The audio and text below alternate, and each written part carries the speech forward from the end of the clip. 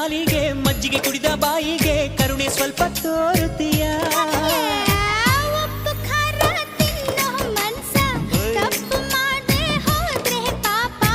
ಇಂಥ ಪೋಲಿ ಹುಡುಗಿ ಕನಸ ಕೆಡಿಸಿಬಿಟ್ರೆ ಅದುವೇ ಶಾಪ ಅಪ್ಪಿಕೊಂಡ್ರೆ ಇಲ್ಲ ಕೋಪ ಮಲೆನಾಡಡಿಕೆ ಮೈಸೂರು ವಿಳೆದೆಲೆ ಬೆರೆತರೆ ಕೆಮ್ಮು